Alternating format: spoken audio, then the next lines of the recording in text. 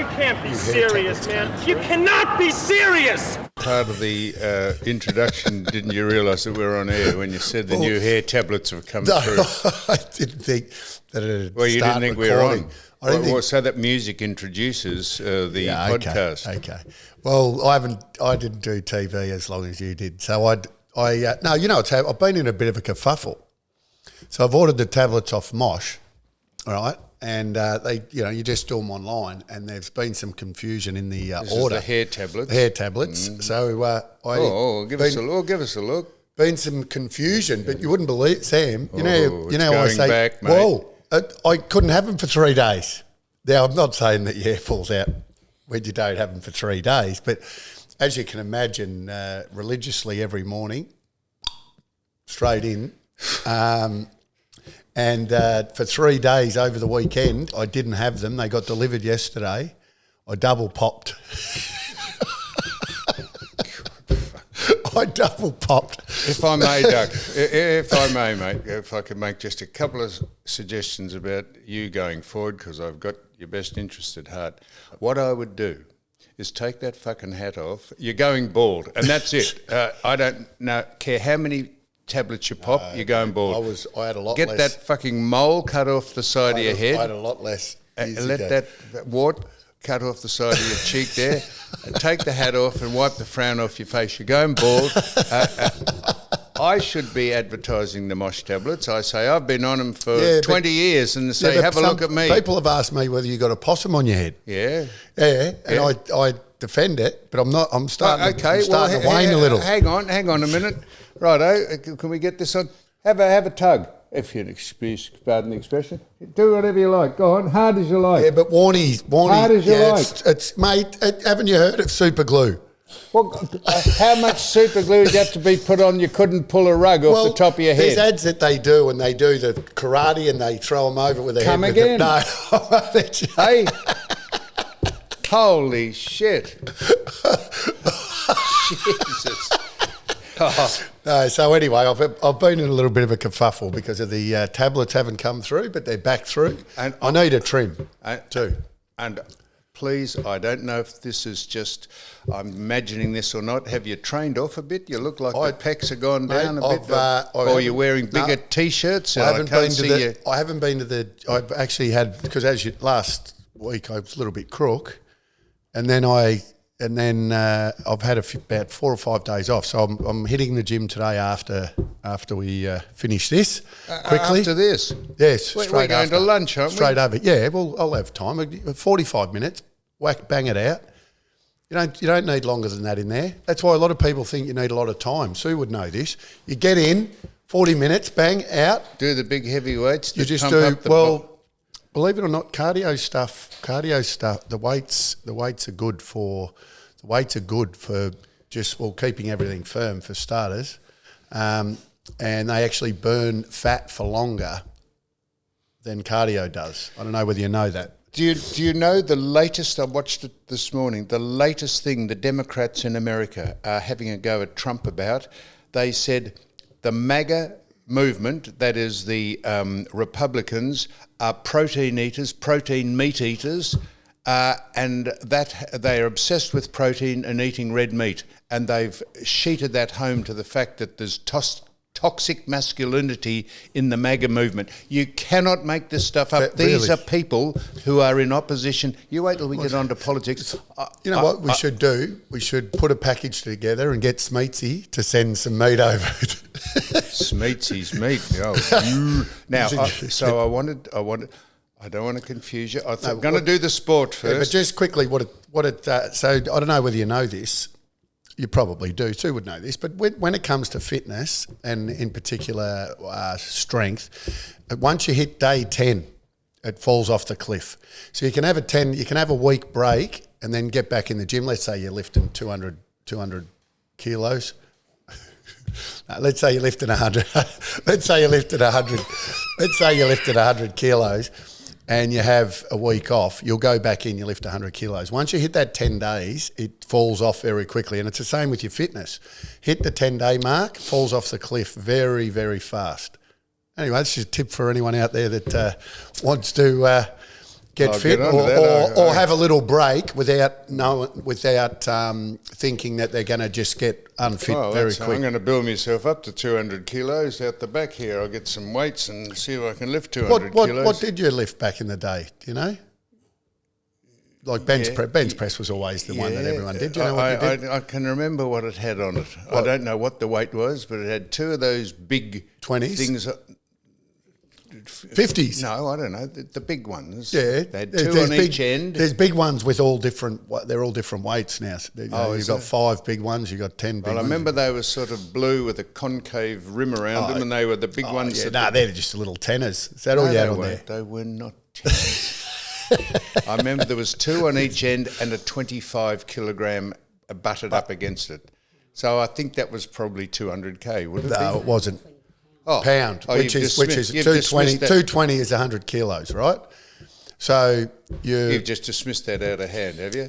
Well, I was a very strong lad, and I was contrived big. I was never big, but I was contrived. Yeah, mine 165 kilos was mine. Well, that's like lifting up a small transit van. And Mick Martin threw that around like a rag doll. He literally would just throw that around. We'd do 2 of them or 3 of them at the most. The chief, Jason Dunstall, was a powerful man. Yes, they say that he was, but I don't think anyone would have been ever has been as strong as Mick Martin. And big Fraser Garrick, they say, threw big weights around. The reason why I'm bringing that up is because I'm going to go and throw some light weights around today. Someone said just before I get on to, I want to give a shout out to the Herald Sun, incidentally. Oh, they can't help themselves but to give us. I don't know why they're doing it. They're just making us famous. The Herald Sun has said that I was now starting to find softer targets to interview after my debacle with the neo-Nazi, and I'm trying to gain credibility. You can't make this stuff up. Who wrote that? It's a bit, who wrote this? The dribblers who write the columns. It's a bit like you. They bring your past up. They bring, every time now they speak about me, they say, I'm trying to just gain some respectability in the community because I interviewed a neo-Nazi. It is... But before that interview, they'd bring up stuff before that. Painting the face with Nicky Winmar. It's extra. So I wanted to shout out, no one had watched that interview with the neo-Nazi, really. It hadn't. A lot of people had watched it. They have made it number one. For keeping saying I interviewed a neo-Nazi, they have made that the number one people go to on our platform, YouTube platform, to watch what all the kerfuffle's about. Kerfuffle, there's that word. I like kerfuffle. And of course, you have honestly, genuinely low IQ people. Now, Alice Costa, who writes... Alice wrote it, did she? No, I don't know if Alice in Wonderland. Alice Costa, I was at a function once and she said, wrote it in the paper, I can show you the article, she said that I was making eyes at a function and then made a hit on her. Now, I don't know if you've ever met or seen Alice Costa. I just want you to get a picture of her and have a look at her. And one day, if you get a chance out in the street to meet her, I want you to ask yourself, so would you think... were you flirting with her? She said that. Yeah, were you? Well, I want you to make an assessment. Would I be making eyes at that person? You just got to look at her and speak to her. Might have been someone behind her. They are she might have been, They are delusional, and honestly, people in denial. It reminds me of the time. It might have been this scenario when the time I was sitting in a bar and there was this beautiful, what I considered to be a beautiful girl sitting on the other side of the bar, and I thought, she's sort of looking at me, and anyway, I was looking back and smiling, and eventually, because it was so obvious that she was looking at me, I went over and said, I just noticed, you're sort of having a look. She said, there's a clock above your head. She's looking at the time. So maybe she had a clock behind her. Well, that is a very good thing you say, because I was at this function, this charity function was a grand final function, it was a charity thing at the Palladium, at the Crown, and I was sitting and the stage was right over the top of her head. And she had her back. So you're looking at the stage. I was looking at the stage. I told her that. She put in the paper that I was making eyes at her. And I did point out on the podcast, I said, talk about delusional people just getting over the top of their skis. I will have a crack at most people. If you've seen Alice in Fantasyland, you may as well call her. If you've seen Alice and met her, you would know, not while I had breath in my body would I be chatting up Alice Costa. All of that's insecurity. I think you are spot on, the duck. But anyway, that's you're going to bring up some footy. I was. So it's a bit hard to know where to start, and I'm going to suggest this to you.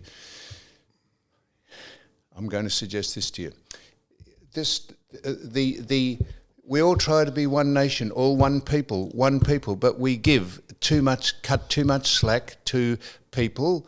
Now, Willie Rioli has... I got him here. Willie Rioli has come out and said that someone shouldn't leave their hotel room or they'll be in trouble. I mean, whether that's tongue-in-cheek or whether that's not, I'll tell you where this started. Well, the Bulldogs took it seriously. And well, why wouldn't you? Because was it the Bulldogs? Yeah, it was the Bulldogs. The Bulldogs. No, the Bulldogs took it seriously for them to inquire about it or reach out. I don't know whether they went to the AFL or they went to actually Port Adelaide. But it's bigger than this, Duck. It's the people who run this competition. The competition is fast becoming a farce. We've got Laura and Andy. Andrew Dillon and Laura Kane running this competition. They are absolutely out of their depth. They concentrate on things that have nothing to do with the health of the game. The kid got 3 weeks last week for laying a tackle, and then Willie Rioli doesn't get a fine or anything for something that I would regard as more serious than giving someone the bird. So someone got fined. I think it was $1,000. There's a few. The Wizard got fined on the weekend as well for giving the bird. Okay, so I'll tell you where this started. Do you remember Adam Goods pretending to throw a spear at the Carlton cheer squad in one of the Indigenous rounds, right? Yes. And the Carlton cheer squad started booing him because he was inciting them. That's what he was doing, inciting them. Yeah. I'm just telling you this. This is your opinion. No, so hang on.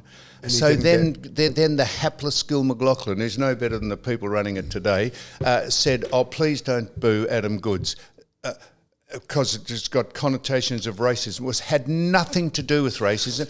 Not in that moment. That's the moment I'm talking about. No, not in that moment. It didn't. So I think there was...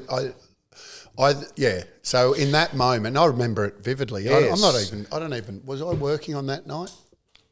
I might have even been there that night, Sam, and remember it very well, and obviously watched Goodsy's documentary. Yeah, so they made a doco out of it. So that on that particular occasion, they weren't booing him. I don't think that was in any way race. That was purely because he was. They were beating him by 10 goals.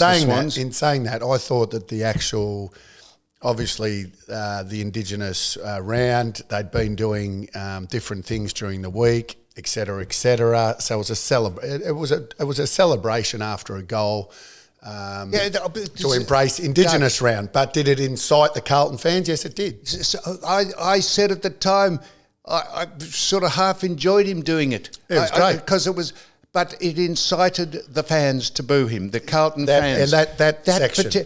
Why wouldn't McLaughlin or the people running the competition then say, look, don't boo Adam Goods, but Adam, please, mate, don't be a bit provocative. In Gillen's defence, he was talking about the whole, that went on for months and months and months. He wasn't talking about that one thing. But don't get off the topic. Don't get off the topic. So the Willie Rioli, the fact that he hasn't been fined, and I love watching Willie play, et cetera, he's for whatever reason, just over the last few weeks, he's getting caught up in making comments. He got caught up in making a comment the other week about the Hawthorn players. So for me, did that deserve, if you get fined for a fine, if you get a fine for a bird, or, there's been Tex Walker has made and I'm not saying they're all different circumstances and they're all different levels, but I don't think you can let which could be considered a threat. But you know why they do it. But could be considered a threat. Because they don't want to be accused of being racist. The competition. Take that man and reprimand him severely and treat him like he is one of 400, 300 league players that play every week. I don't know. No, it should be. Should have been given a fine. This is what infuriates people. Yeah. It's this contrived ceremony that they have before games called Welcome to Country. It is a bogus, contrived ceremony. It has no reflection. It has no relevance to 98% of the population who are not Indigenous. The 2%, fair enough. But if you want to welcome whoever your companions are to your neighbourhood, welcome them to the country, but don't link in 98% of the population. It bears no relevance to them. But no one's game to say it except us. And it's nothing to do with racism. No, I think a lot of people we're getting played. Yeah, I think a lot of people, especially miffed. So that's a word. Miffed is a word. Miffed. About the fact that there hasn't been some sort of sanction on that. So I totally agree. So, but why? Why? So you've got Laura. I assume those that have got avocados might ask that question to the AFL. Why? Is that those that have got what? No, I missed that. Some avocados. Yes. Anyway. No, please. Some nuts. You can help. Oh, I see. Some kahunas. Yes. Oh, yeah, well, Laura probably hasn't. No. But Andy has. Someone that's got the someone should be asking the AFL why. So this is what infuriates the rank and file in this community that go to the most popular game per capita of the population in the world, and it is being run by, honestly, people who are genuinely mediocre. Why wouldn't Andy or Laura come out and say, hey, this is unacceptable, Willie, or anyone else, any Caucasian person that does it, and say whatever they find the Hinkley man, they find him 20 grand for pretending he was an aeroplane. I mean, shit. Yeah. What we are. This game is degenerating into a farce, and it's popular. People love it. It don't matter how you think it's played or umpired or what the judiciary does. It is run by genuinely mediocre people. We're also there's been a lot of talk about my old club, North Melbourne, being it's been on the receiving end of, because they put a ban on Channel 7 on last Thursday night's game. Did you see that? No. So they didn't speak to Channel 7, or Clarko didn't allow them to chat. Obviously, Kane Corns was there, made the comments about Harry Sheezel, which, by the way, was out of line? When I say out of line, I think you're allowed to. I just think it was fundamentally wrong about the kid's form. The kid's form, okay, yes, he was, but he's being told he's being played in a position where he is not putting the ball. So I think fundamentally wrong. So did he go too far in his what do you call that? Critique of Harry Sheezel? 100% he did. So from that point of view, but putting a whole ban, and this is where people have been critical, you don't win, and you would have seen this. The one thing I've learnt is you can't actually beat the media, although one man probably has in the world that I've ever seen, and that is Donald Trump. Yep. He has called them out for everything, for their corruption, et cetera, et cetera. Yep. But you can't beat them. So, well, put it this way: an AFL club that relies on publicity and relies on advertising, et cetera, for sponsors and all of that sort of stuff. So they need that exposure. So then you can't bar TV stations. So I saw a woman masquerading as the football media have a go at Ross Lyon for answering the question to a journalist about, and he replied, he said, well, what would you do about it, or something like that.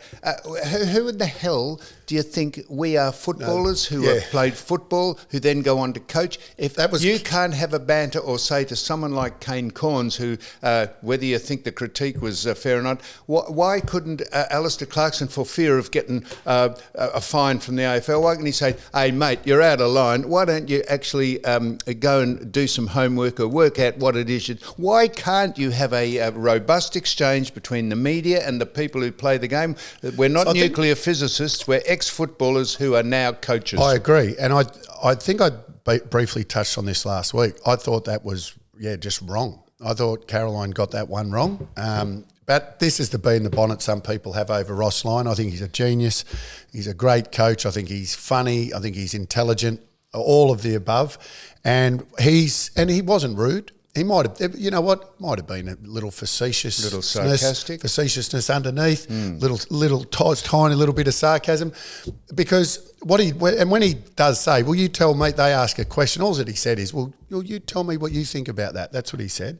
And the actual journalist answered it very well. And he said, you know what, I think you're right.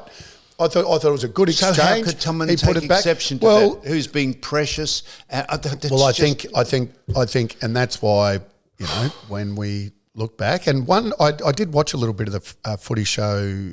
Might have been yesterday, so it came up on my Twitter. Which footy show? I don't know. Well, I don't know which one. It was obviously a Channel 7 one now, because that's the one Caro's on. But she had a crack, yes, at Ross Lyon, but then she also, speaks about other things. She then put a line through. So they were talking about Kane being barred from, I think there's a couple of clubs that have barred Kane Corns. I think the Bulldogs and North Melbourne. So Caro went through a list of all the people that have barred her over the years. And there's a long list of people that have barred her over the years. We'd love her to come on. She's inconsequential and irrelevant. Becoming. I don't think she's. Yeah, she's not irrelevant. She's the. Well, if you're going to bring up that as a talking point about Ross Lyon saying she's a leading female journalist. Sam, you've got to. What did she's you say a leading female journalist in AFL. And your point. Well, I'm just saying that's an oxymoron. What? And my point. Your point is she's the leading female journalist. That's an oxymoron. Okay. When you work out what that word means, you'll know what I'm saying is correct. Yeah. Okay. So the football world is in. Honestly, how these things go on and on to take away from the focus of the game is extraordinary. Because there's nothing else to talk about, Sam. Well, so they'll start turning, and this is what's happening now too. So they're starting to turn. You watch American sport, and you don't have American journalists that spend time on other journalists, like talking about other journalists and what they get wrong. We have most of the journalists have a strong opinion about another journalist's strong opinion.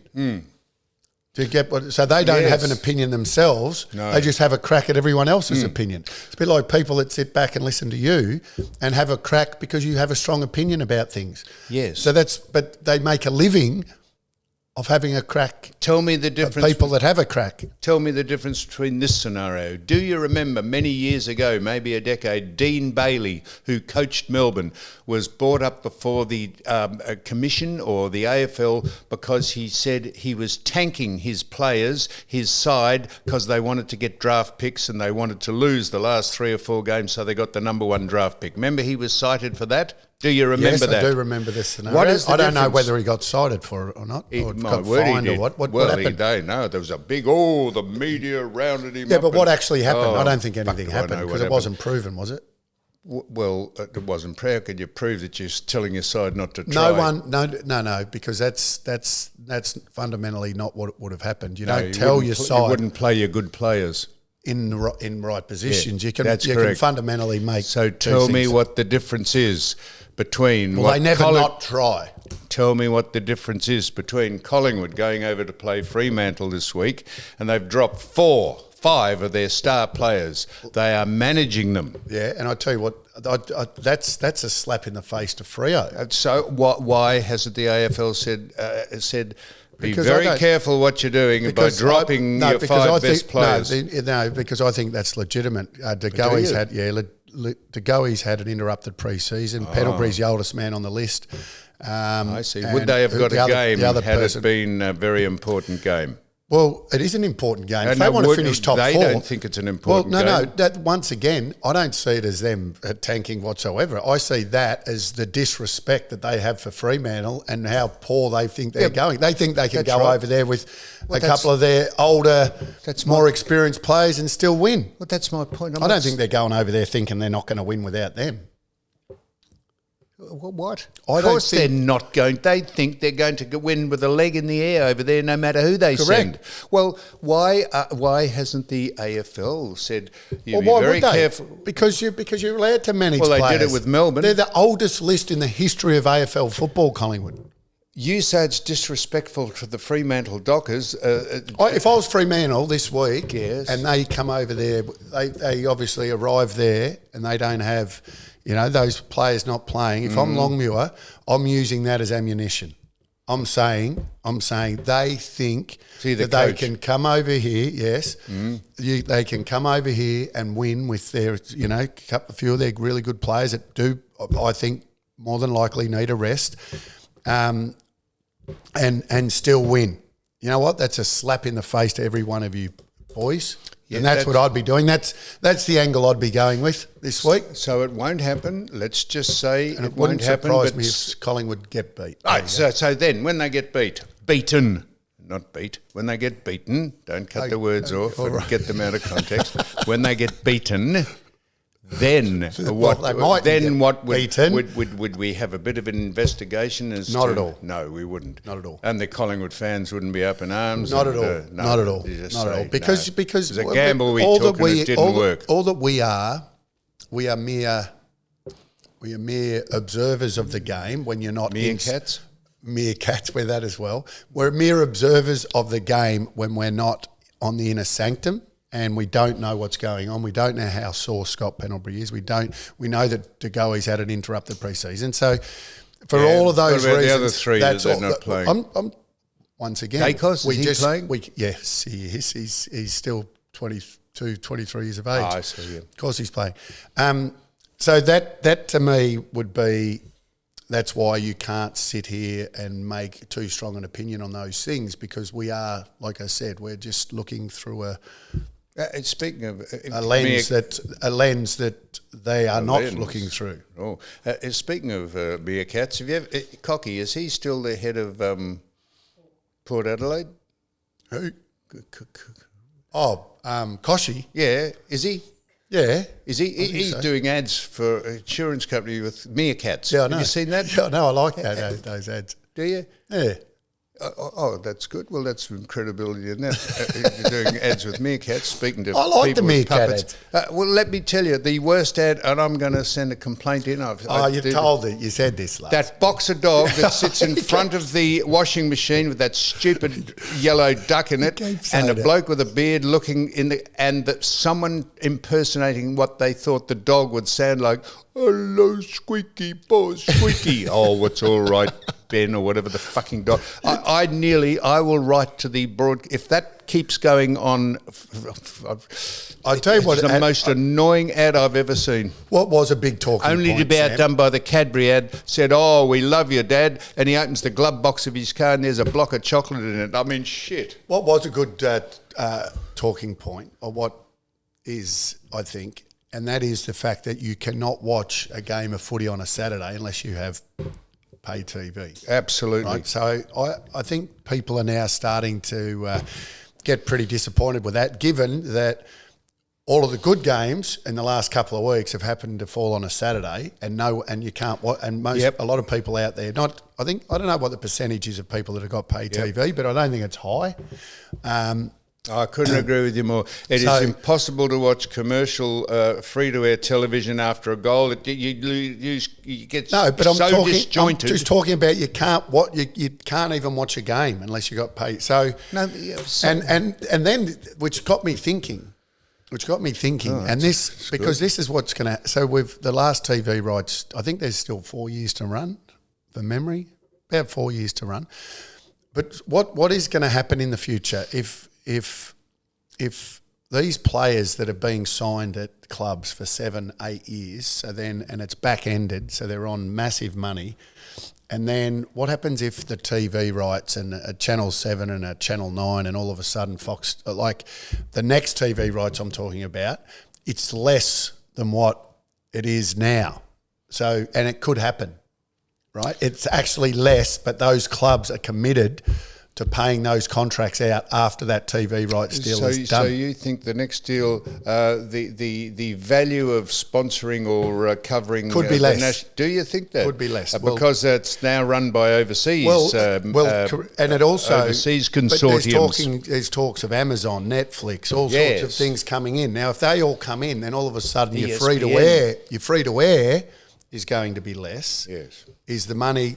they're just interesting questions that they're going to have to navigate over the next couple of years. So tell me this, Doug. I thought I was watching... Because Channel 7 can't televise on Saturdays, can they? No, they don't have a game. No, right. So I was watching... I thought this is Saturday because I turned on to Channel 7 and I saw a game being played and I thought, they're covering the VFL just as because they can't cover AFL. No, they've always covered VFL as well. Have they? Yeah. Well, televised it. Yeah. Well, I got on. I was watching Match of the round. I was watching two sides play, and there was about 4,000 people in the crowd, and I thought this is a good game, sort of a good game. Was it? It's a shocking game, and it was an AFL game. Footscray were playing someone up in Ballarat. Oh. What is going on? Well, that wasn't. Was that a channel? That wasn't a channel. That was on Sunday, wasn't it? I don't know, mate. I'm just being facetious. I know you are. What in God's name are we playing AFL games? Bailey Smith, who left the Bulldogs, you mightn't be across this, but Bailey, who played in front of 86,000 against Collingwood the other night, sort of had a little bit of a dig after the game in an interview. Obviously, the Cats won. They interviewed him and they said, "What's it like playing in front of big difference? Playing in front of 84,000 or whatever it was." He said, going to Ballarat, and he said, "Yeah." He said, "Well, a little bit better than I guess Ballarat." What are they doing that and then for? the cap. Well, I totally agree. I got in trouble a few years ago. I got to go to Ballarat Friday to pick up a mate. But that's where your mate lives. Roland. Yeah, he would love to see you. Roland? Yeah, he's a good Roland man. Roccacelli. Roland Roccacelli. Yeah. And anyway, I made comments on this Ballarat thing many years ago. Remember when they had the heaters and they put the gloves and they had the microwaves? Yep. They weren't putting their hands in the microwaves, but they were heating gloves up and, all of this sort of stuff. And Marvel Stadium was free. That's still. I honestly turned on and I thought, what? And half the ground's under construction. Oh no, so. I love the fact that country people, and let's be honest, Ballarat's an hour away. You drive to Melbourne and watch a game anyway. If you're really that keen on footy, I just think that our game. Would you see the New England Patriots playing on some scrappy game Who's running the back? game? Would you see Man United just going out into the burbs of England and playing on some out back oval that's under construction in -4 degrees? This is the point of the people running this game in the effort and the desire to be loved by everyone and not make some tough decisions. They go on with this crap. Nothing against Ballarat though. No. It's a beautiful spot. You go up there, find some gold. Yeah. Find some gold. Find some gold. Go to they've got a nice Speaking little, of Bailey Smith, little animal sanctuary at Ballarat. An animal sanctuary. What sort of animals are up there? Oh, there's tigers there, I think. Bullshit. There is tigers. I think there's tigers there. Have they been to Africa to get them? I don't know where the tigers aren't in Africa. Well done. Was just a test. Because I remember going down to the Antarctic. I remember going down to test me. I remember going down to the Antarctic and seeing polar bears down there. Very good with animals. I went Snakes, down. Spiders. We saw polar bears down at the Antarctic when I was there. Now listen, the other. What's wrong with that statement? Antarctic. Yeah, polar bears in the Antarctic. There is none. They are in the Arctic. The north of the planet, not the south. Well, where are tigers? Where are tigers found? Asia, India. India, correct. the majority of them. There's not many left. What about you know? You know what I'll say? Fuck. You know what about? This has always amused me. Right? I'm going to get on to Bailey Smith in a minute. Why do we have? There is tigers at Ballarat, isn't there?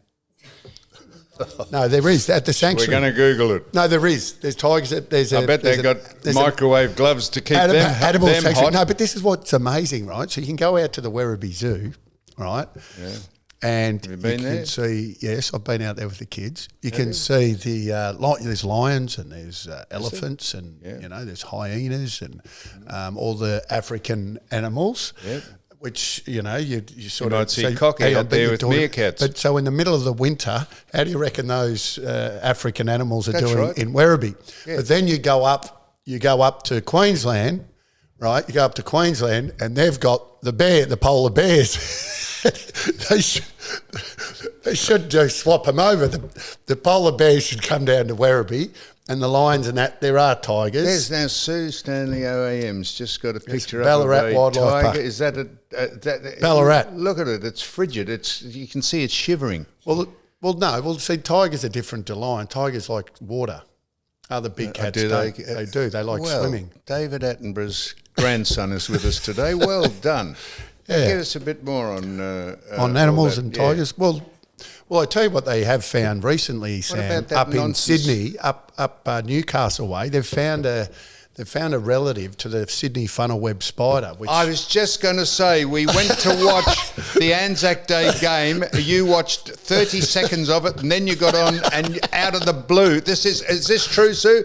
Out of the blue, we're sitting there watching the game because you said, come over to this bloke I'd never met, and we went to his house, Julian or Justin or whatever his name is, he's a very nice man, and we're watching the game, and you said, did you know that Sydney funnel web is the most poisonous spot? And I said, what's that, Wayne? I said, what's that got to do? He said, I'm just telling you. Because Julian's daughter, Poppy, she's fascinated with spiders. So when I go over there, I talk to her about the venomous spiders and which ones are venomous. Then I talk to her about, the big bird, the biggest bird spider is a bird spider. All of this sort of stuff and snakes and, anyway. She was bitten. How did we get onto that? She was bitten on the funnel by a finger-webbed spider, you said. Yes. You said they're the most poisonous things, and then you said there's Sydney a new funnel strain web. been found somewhere There's else. There's a new funnel web This is during type the Anzac Day game we're watching. No, so the Sydney funnel web is different to other funnel web spiders, right? Please. They're all related. Only got 7 They legs. are. Why is it Anyway, different? how'd we get onto that? And we're talking about Ballarat. So yes, so I love Ballarat as a town. Beautiful restaurant, beautiful place to visit. Did you go in wildlife park? You can go and, like I said, pan for some gold. Yeah. You can walk down. Did you go and watch the rowing in the 1956 Olympics on Lake Wendouree? Well, I wasn't born, No, so you that was weren't. a little more difficult. I didn't go up there, but I was 11. And now that's just a playing field. There's no water in it, I don't think. Yeah. I'm not sure there's a lot of gold left in Ballarat. There probably is. So I'm going to mention Bailey Smith. Isn't there again. a Western town or something there, like a greater Western? Yeah. No, that's on the way. A lot of the goldfields. A lot of because No, when you're driving up to Ballarat, up on the left, the Cry Castle, isn't that a? There's a lot of so the Chinese. A lot of Chinese moved to Ballarat back in the day. You would know that, wouldn't you? Yeah, no, they came out looking for gold. Yeah, to put in their teeth. Yeah, really. They loved putting their gold in their teeth. Yeah. Not sure it's a good look. No, but they think it is. Yeah. It's like sumo wrestlers. The fatter you are, the more sexy you are. Yeah. The more you're adulated. The adulation you get for a fat sumo wrestler is extraordinary. Yeah. And I've mentioned this is the fourth time I've mentioned Bailey Smith. Yes. I was down at a venue in Geelong last night speaking at a very, very packed crowd. Could I tell you, in the Geelong Advertiser, which is linked to the Herald Sun, they said, Bailey Smith will be speaking at the Sphinx, that's tonight, but Sam Newman is speaking today, because it was written in the paper yesterday, and he's looking now to resurrect himself after the neo-Nazi interview.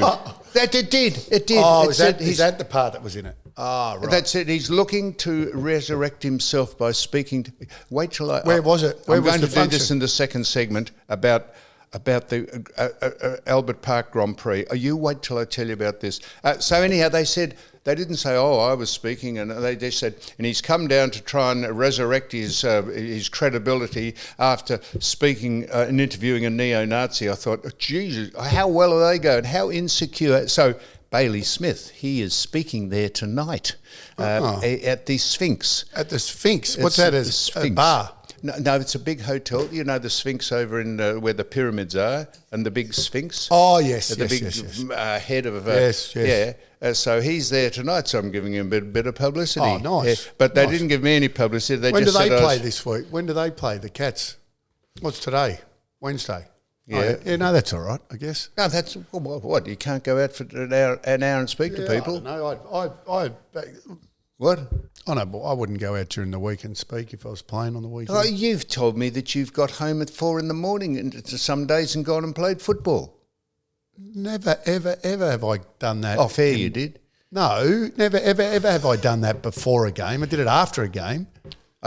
After a game, yeah. I tell you what, someone Never said they before a saw game. you doing an interview after you won the premiership in 1996. They said you're on television and you chewed gum the whole of the interview. Yeah. And I said, leopards never change their spots, leopards, because I notice over there on your phone, if you'd like to hold it up, you got your gum. We're a Leopards fan. We're a Leopards fan. In the Africa. They are in Africa, you're right. No, I was stupid or something. Yeah, I was chewing gum in that interview, and you know why I would have been chewing gum? What, you get a bit dry in the mouth? Cover the breath of. I see. Because we just won a premiership, Sam. Yeah. So I thought I didn't want to breathe. Analgesics don't beer breath. Analgesics don't make you go dry in the mouth, do you? You know those painkillers that you sometimes take. I wouldn't have known back then. Back then, yeah, correct. when did you start to know about it then? Way after footy. After footy. Way after footy.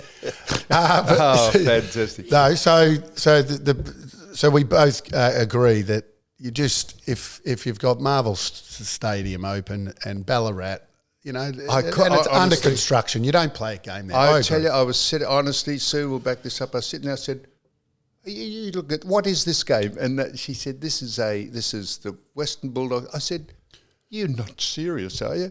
Geez, they won well too. The Dogs are in some good form. Who'd they beat? Adelaide side. Port Adelaide, yeah. Imagine Port Adelaide getting on the plane, going to the Ballarat airport, trooping down to Ballarat Park, playing football. And they think, "What the fuck is going on here?" Yeah. No, it wouldn't be. I wouldn't think it'd be one you'd pencil in at the start of the year and say you're looking forward to. And once again, nothing wrong with Ballarat as a place. No, don't keep. But that wildlife park in Ballarat, just for what it's worth, it was very good. Like I said, tigers, kangaroos, possums. So you're a regular nature boy. Do you go there on your own, or do you take the kids? No, I take the kids. I take the kids. Yeah, have you been I've been to Werribee Zoo as well and what's seen the one up they've got new elephants at the Werribee Zoo. New elephants? New. Well, just unwrapped. Shipped them in from somewhere. Bring them in and shipped them in, and they got little ones there. It's. So you drive around on a bus at the Werribee Zoo, and it's like you're going now. Because I've been to South Africa and gone on safaris and done all of that many a time. Have you? Where did you go? I have. Sabi. I've been to Sun City and done them from there as well. From Joburg, they've got bitumen paved roads at Sun City. Cape Town. Oh no, the Sun City's a resort. I'm saying we've left from there to do safaris from there, but been to a lot of private reserves. And done a lot of safaris. So, in comparison, this isn't a bag Werribee Zoo. It's not quite like your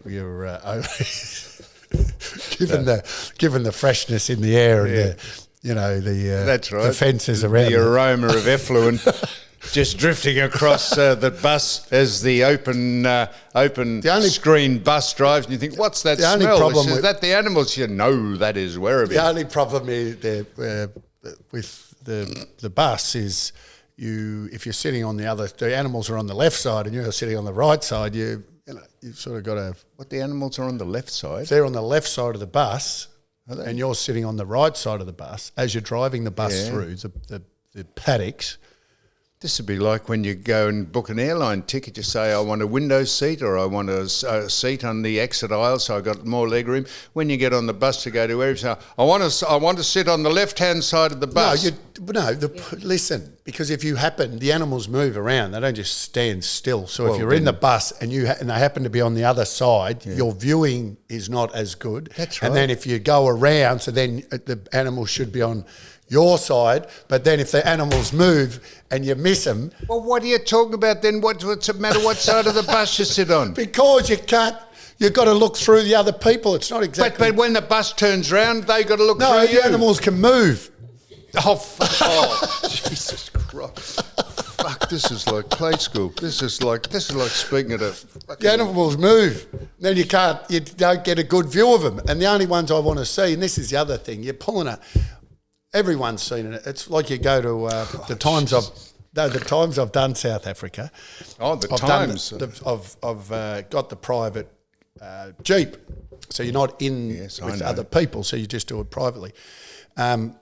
Because then when you're with other people, you got bird watchers and people that just want to look at boring stuff. Yeah, and I just say, get me to the lions, get me I've to been the twice to South Africa. get me to the leopards. Lions, leopards, giraffes, hippos, rhinos, all the big five. Honey badgers. The big five. Now, do you want me to, the honey badger? Did you know that the honey badger is one of the few animals that can be bitten? They actually can fight. The lions don't mess with machines. No, they're tougher than you think. They get bitten by poisonous snakes, put themselves into a coma, and fight the poison off, and then come good, and then eat the snake. So they catch venomous snakes. While they're killing them, they get bitten. They then go into a coma, fight the poison off, and then wake up and eat it. What about the porcupines when the leopards come down and try and smash them and they get quills? Porcupine, They get the quills. Yeah. They get the quills in the leopards go bang and then they come out and they got quills and they can't get them out of their face. Yeah. What do you laugh at the porcupines for? Porcupines everywhere over there, isn't there? Isn't it? No, I wouldn't have thought so. What are the things with quills that come out of them? Hedgehogs. Someone said to Billy Snedden. Did you know the platypus, I think it's the female platypus, actually has a spur that has very venomous toxin in it. It's very similar to a tiger snake, I'm led to believe. The platypus. Not both. I think it's just the female. In case males want to actually I don't know, but jump on them, they can just got a little push spur. them back. They've got a little spur there that has quite a venomous. I think I've said this to you before, but if you're ever going to make love to an animal, Duck, make sure it's a horse, because if it doesn't work out, you can get a ride home. And how Duck? Right. Why you and your dad jokes? And now, Duck, I remember a while ago they got some new elephants down to Werribee, and you know how elephants follow one another. They latch their trunk onto their tail. I think they do in a circus, but I don't think they do in the wild. I think when they're following, they do. Well, this is not the wild Werribee. Anyhow, they were doing that down at Werribee. They'd just come out of the cage and they're trained to do that. They don't do it in the wild. They'd just come out of the container down at Werribee, and the head elephant keeper was leading them, and they're all trunk to tail, and a truck hit the back elephant, and it pulled the arse out of the first 16. You and your gag. Some are good, some aren't. So Doug, I've got some, we've done for. I want to just speak to you, okay? Because we got to finish this reasonably early, because you got to rush to the gym. I'm going to quickly go to the gym, weights, and then I've got to get home and put something more fragrant. No, can you smell what I've got on today? What is it? Sue might smell it. Can you smell it, Sue? No, what is it? It's actually Coco Chanel. It's a female. Now here's I tell you, I know every it's an oldie but a goodie. Yeah, it's a bit Coco like Chanel. Remember. But the reason why I put that on this, I went through my Old Spice. Remember cologne. that was the big thing back in my day. Never worn it. Yeah. No, you wouldn't, because you wouldn't. That's in my day. Bit of brute. brute. Or a bit of Aramis. Remember Aramis? Yeah, absolutely. Yeah. So tell me this. Here's a question for you. If COCOA spells cocoa, what's BOOK spell? B-O what? OK. If COCOA spells cocoa, what's BOOK spell? B-O-O-K. Book? Yep, well done. A lot of people say BOAC. It's just a play on. It's just a. Did I pass that test? Well, you did. No, you did. No, it's good. But a lot of people just like to keep you sharp. Well, let's finish on that, me passing one of your tests, eh? Well done, Duck. All right, that's just the nature day with the Duck. It's extraordinary, isn't it?